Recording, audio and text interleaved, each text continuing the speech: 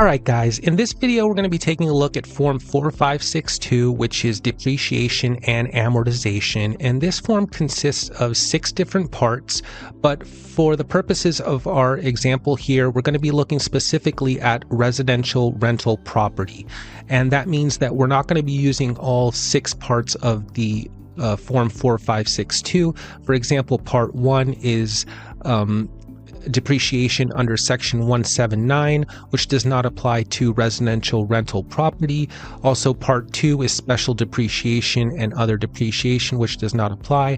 We're going to be taking a look at Part 3 and Part 4. So Part 3 is the modified accelerated cost recovery system depreciation, marks depreciation, and then Part 4 is going to be the summary and the total of our depreciation. So those are going to be the main 2 sections that we're going to be taking a look at for the purposes of this video. So before you can fill out Form 4562, there's a couple of things that you need to know about the property that you are going to be depreciating. So for our example here, we're going to be assuming that we have a basis on our property for our depreciation of $180,000. Now, we need to understand that there's a difference between real property and personal property and residential and non-residential property. So real property refers to property that is either residential or non-residential property. So residential would be something like an apartment building or a home that you are renting. Non-residential would be a commercial building that you are renting. And we can see that for residential, it's a 27.5 year recovery period, and for non-residential it's a 39-year recovery period because obviously it's a bigger building. Now we also have personal property, so those would be the 3-year, 5-year, 7-year property. These would be things like machinery, cars, computers, equipment.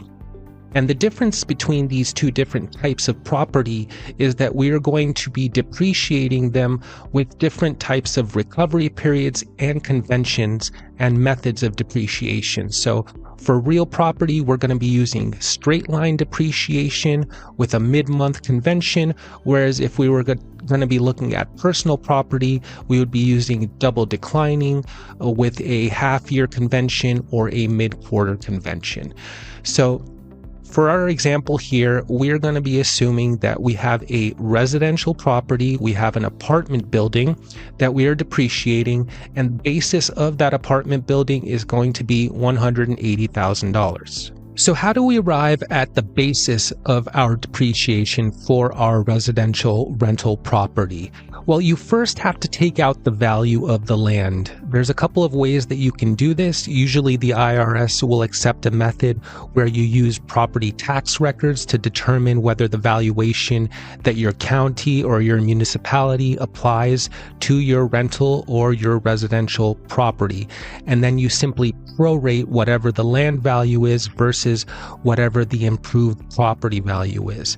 And that percentage applied to your actual basis of your overall property would be considered an acceptable basis for depreciation. So let's imagine that for our example here, our property cost us $240,000. And from our property records, we're able to determine that 25% of the tax base is attributable to the land and 75% is the improved value of the property. So by running through the calculation, we would assign a value of 25% to the land, which again is not depreciable. And then the remaining part would be the basis for the depreciation, which would be the $180,000.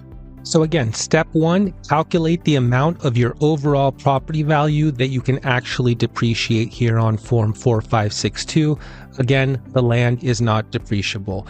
So once we get the amount that we can actually put into the depreciation, there's a couple of different scenarios which will come into play. So in Section A, we would take the modified accelerated cost recovery depreciation deduction for the asset that was placed into service in the tax year before the current year that we are filing our tax form for.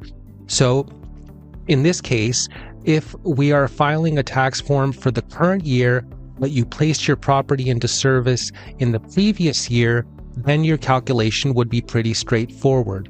your basis is 180,000 divided by the recovery period. So if we take 180,000 divided by the recovery period for residential rental property, which is 27.5, that would give us $6,545 of depreciation that we would record in section A, line 17 here, for our modified accelerated cost recovery deduction for the asset that was placed in service in tax years beginning before the current year.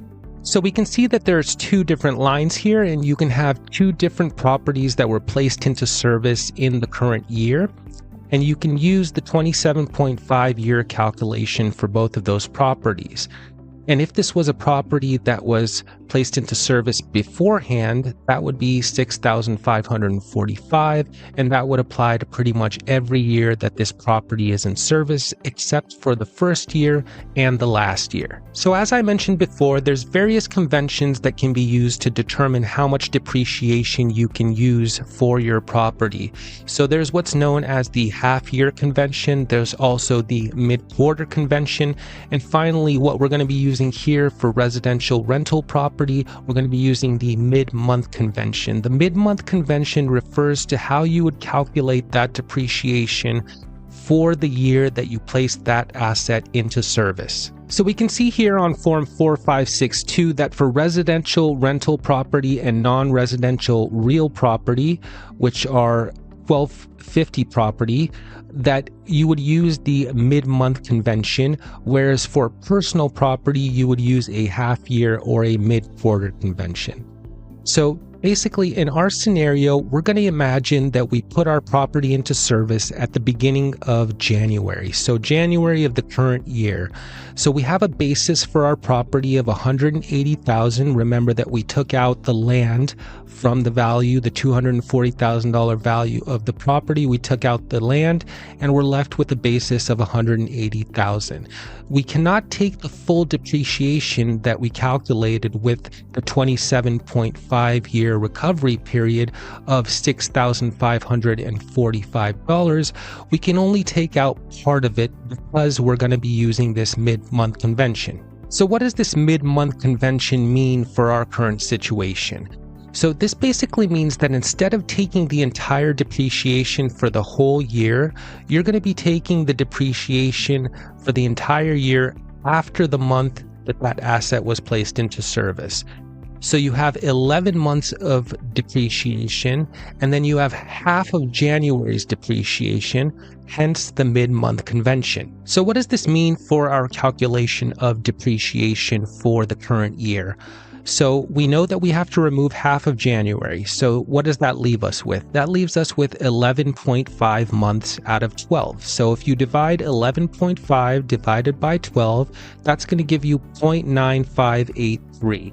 You're going to multiply that 0.9583 by the depreciation that we calculated initially with the 27.5 year recovery period divided by the $180,000 basis that we had in the property after we removed the land, and that's going to give us $6,272 and some change, and for IRS purposes we always round down, so $6,272 of depreciation. So luckily, the IRS doesn't require you to do these calculations on your own. They provide you with some of these calculations in the information section for Form 4562. So if you're using a tax software, the tax software is going to do these calculations for you. But if you're going to do the calculations on your own, there are some tables that you could use to apply to various situations that you may have. So there's a table for the half-year convention, there's a table for the mid-quarter convention, and then there's a table for the mid-month convention. So you'll notice that for all these various types of conventions, there's a column for when that asset was placed into service and a column for when it was disposed of. So in the year that it was placed into service, we would multiply the full year depreciation by the decimal figure that is provided us for that month. So for example, if we were to place the asset into service starting in June, that would be halfway through the year, we would use the 6-month decimal figure that is provided to us. And if you were to implement that asset into service in December, we would use the 12-month decimal figure that is provided to us in the table. So taking a look at the figures, if we were to use January, June, and December as an example, we can see that if we were to take the full depreciation for the 12 months, that would be $6,545. However, we know that under the mid-month convention, we're not allowed to do that. So for January, we would need to multiply it by 0.9583, which would give us $6,272 of depreciation that we could take, and we would enter that under the depreciation deduction section here on form 4562. Now, if we place that asset into service in June, we would get less depreciation that we could deduct, right? So if we place the asset into service in June, we would only get 0.5417, so 54% depreciation that we could deduct, which would be $3,545 of depreciation, which we would enter on form 4562 here.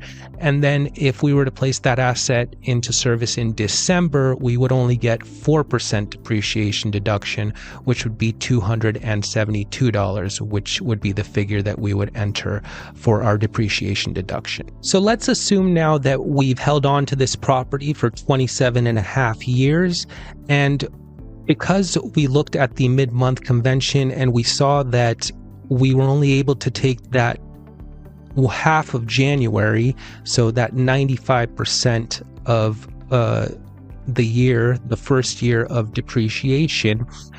Now, when it comes to disposing of that asset after the 27 and a half years, we're going to be able to recoup that half month of depreciation. So if we take the 6,545 minus the 6,272, that's going to give us $272, which would be the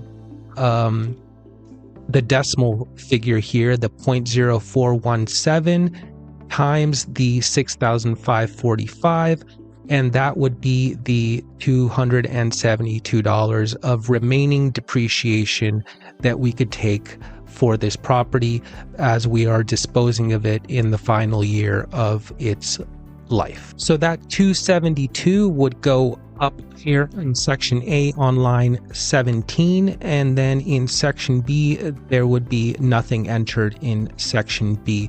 So it's important to remember that if you have one property, you're either completing section A here on line 17 or section B, but not both. So section A would be for if the property was placed into service before the current year, and section B would be for any asset that was placed into service during the current tax year.